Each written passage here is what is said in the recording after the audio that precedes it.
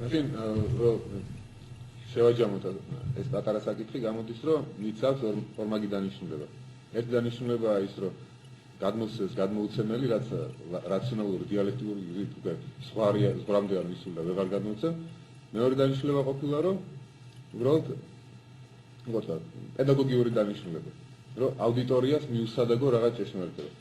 აი თქვენ ხო ორი ფუნქცია გამოდის და ეს ორი ფუნქცია ფლატ არ ჯდება ერთმანეთში. მაგრამ ალბათ თუ ეს არის ბიბლიურ პარადიგმაში, მაშინ თავისო იესო უფრო ადვილს ეუნევა თავის მოწაფეებს და უფრო რთულს ეუნევა ხალხს. და არა პირიქით უნდა იყოს, არა ხალხს პირდაპირ უნდა უთხრას და თავის მოწაფეებს იგავი უნდა უთხრას. მაგრამ აქ რაღაც სხვა მომენტია, უფრო მძიმეა პირდაპირ მოისმინა. იგავს ეუბნება და იგავს ხსნის თვითონვე, ხსნის ეს ადვილი ასახსნელია. იგავს არ ხსნის ხალხთან, იგავს ხსნის მოწაფეებთან. იგავს იტოვებს ღიად ხალხს. და ეს მიზეზი ალბათ ის არის, რომ თვითონ აი ზუსტი ცოდნის აღქმა ძნელი, ეგრევე რომ დაგაჯახონ ზუსტი ცოდნა, შენ არ ახარ მზად ის გაიგო. და იგავი გიტოვებს სივრცეს გაგების, გიტოვებს თავისუფლებას, რომ დაფიქრდე რა არის, იტოვებს თავისუფლებას, საერთოდ არ იფიქრო იმაზე. შენ თუ გაჯახეს ჭეშმარიტება, შენ ვალდებული ხარ იმაზე იფიქრო ან შეასრულე. იგავი კი შენ არ გავალდებულებს. იგავი არის მეტი სივრცე შენი ფიქრისთვის, თავისუფლებისთვის, მომზადების რომ გაიგო რაღაც. პლატონის კონტექსტში როგორ იქნებოდა მაშინ? პლატონის კონტექსტში როგორ იქნებოდა? პლატონის ყველა დიალოგი არის ეგზოთერული დიალოგი, ასე პუბლიკისთვის განკუთვნილი. შიდა დიალოგები დაკარგულია. მე გონია რომ იქაც ისევე იქნებოდა შიდა დიალოგში ნაკლებად დიალოგი იქნებოდა თუ არ არის ის. შიდაში შეიძლება არისტოტელური ლექციების სახე იქნებოდა და როგორც არისტოტელეს არ აქვს მითები, ისე ალბათ პლატონსაც არ იქნებოდა მითები შიდა დიალოგებში. თავის მოწაფეებთან აკადემიაში. დაუწერეთ პლატონში, რა თქმა უნდა, არ იქნებოდა. რა საშუალებით იქნებოდა გადმოცემული შეშმარიტება. კი არაქცია იყო მისი მხრიდან. ბატონის სერგოს მოგონი ჩვენ მითმა გაგვიტაცა და შესაბამისად უნდა ვიკითხოთ რა არის მითი ხა რასა ესე როგორი საუბარიც არის ჩვენ დაახლოებით ესეთი დასმა შეგვიძლია გამოვიტანოთ რომ მითი არის გარკვეული თხრობის ტექნოსი და ის ფაქტურად ამით განსხვავდება სხვა რაღაცებიდან მაგრამ როდესაც საუბარი არის თქვა რაციონალური ან დასავლური აზროვნების დაბადებაზე და რაციონალური აზროვნების დაბადებაზე მე მგონი უნდა განვასხვაოთ რას ნიშნავს მითი არსებითად რას გულისხმობს და რას გულისხმობს თქვა იგივე ფილოსოფია თორემ მაშინ დავალთ მხოლოდ ტექნიკაზე რომელიც გადმოიცემა ამ ტექნიკით არის მითი და რაღაცა რომელიც გადმოიცემა სხვანაირად არის სხვა აი თქვა საუბრობდა ნოდარი გეომეტრიაზე ჩვენ ყველამ კარგად ვიცით რომ გეომეტრია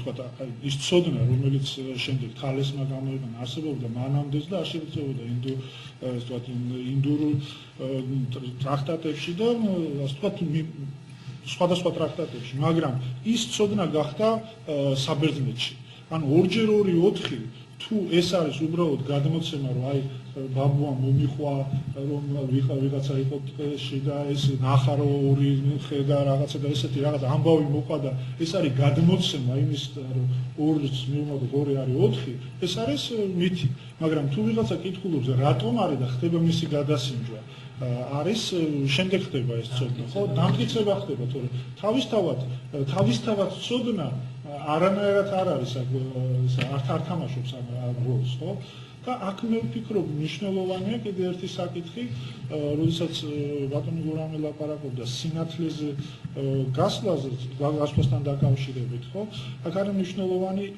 თქვათ ისიც რომ გამოქვაბულის მითში არის პრობლემა ბოლოში ბრუნდება ის ანუ თავად თქვა დასავლურ აზროვნების პირველი ვეკრანჯი არის არა მარტო მიზანი იმისა რომ ვიღაცა გავიდეს გამოქვაბულებიდან არამედ დაბრუნდეს გამოქვაბულებით გაიყვანოს მოსხვების გაიყვანოს თუმცა აქ სხვათა შორის ჰაიდეგერზე უნდა აქცენტი გაკეთებული და ძალიან მნიშვნელოვანია აქ ალბათ საჭიროა ვილაპარაკოთ აი იმ ტრადიციაზე რომელიც თქვა ქრისტიანულ ტრადიციაზე პლატონიზმის ეს თქვა ქრისტიანულ ტრადიციაზე და შემდეგ რას ამბობს ამაზე ჰაიდეგერი იმ თვალსაზრისით რომ თქვა სიკეთის იდეა როდესაც თქვა ტრადიციაში არის მორალური კატეგორია მაშინ როდესაც ჰაიდეგერი ამბობს რომ პლატონისთვის ეს არის მორალური კატეგორია და თქვათ აი ამ თვალსაზრისით უკვე დაბრუნებაც არის არა მხოლოდ მორალური კატეგორია, არამედ სხვა რაღაცა შეიძლება იყოს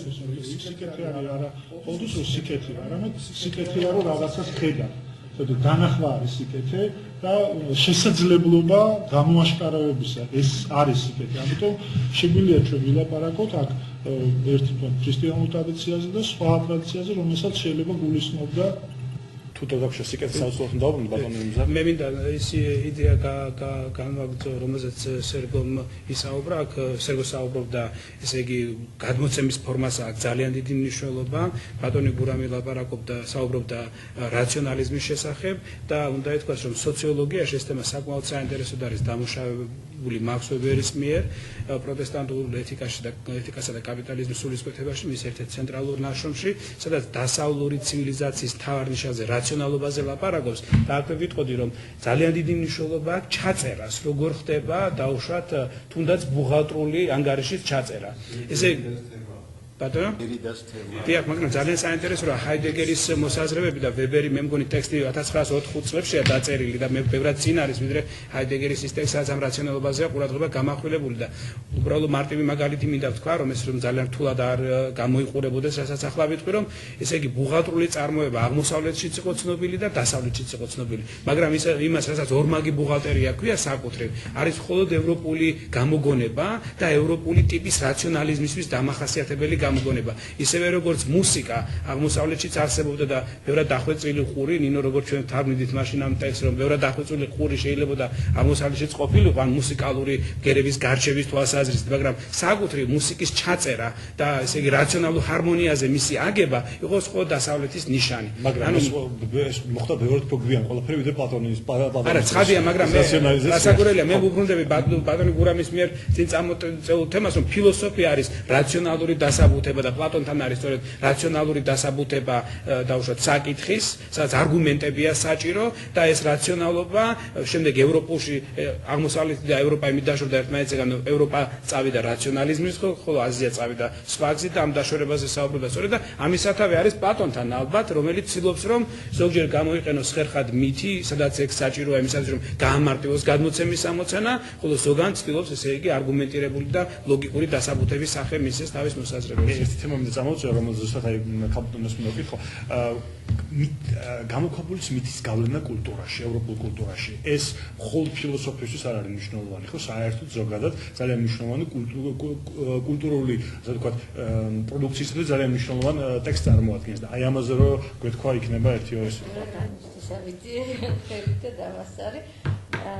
საქმე ისე რომ ალბათ ძნელი წარმოსადგენია კიდე სხვა ფილოსოფიური ტექსტი, რომელმაც ასეთი გავლენა იქონია საერთოდ ლიტერატურაზე, განსაკუთრებით და არა მარტო მე-20 საუკუნის. მე-20 საუკუნეში ეს უკვე აბსოლუტურად როგორც ძალიან ბევრი რამ რეფლექტირებული იყო, თუმცა დაშიფრის კოდი კიდევ უფრო დახვეწილი და კიდევ უფრო ისეთი ვერაგული შეიქმნა, რომ უფრო ძნელად გასაშიფრი არის, მაგრამ ფაქტიურად აი მთავარი იდეა რომ აი ჭეშმარიტი შუქის მაძიებელი ჭაბუკის სიჭაბუკის შუქის ანუ ჭეშმარიტების მაძიებელი ჭაბუკის ეს იდეა. ეს არის ფაქტიურად ყველგან, სადაც იწყება ჭეშმარიტების ძიება, ფაქტიურად შუა საუკუნეების ლიტერატურაც კი გერმანული ვარიანტი ოღონდ ამ გრალის ძიებისას სწორედ ამ იდეას უკავშირდება და ფაქტიურად გოეთე თავის ფაუში უკვე ღიათაც ამბობს, რომ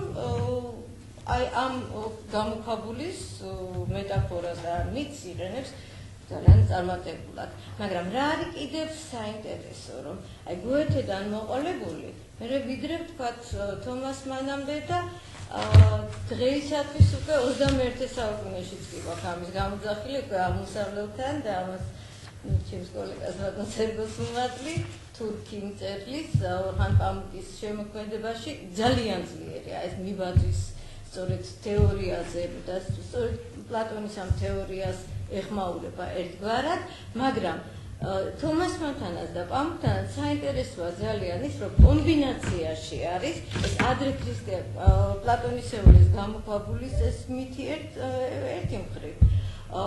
ადრე ქრისტიანული შვიდი მდინარე ყრმის გამოქვაბულში მძინარე აი ამ ყრმების მითი და პლუს ყურანის წევრი მე-18 სურა ისინი ვინც გამოქვაბულში არიან აი ეს მძინარენი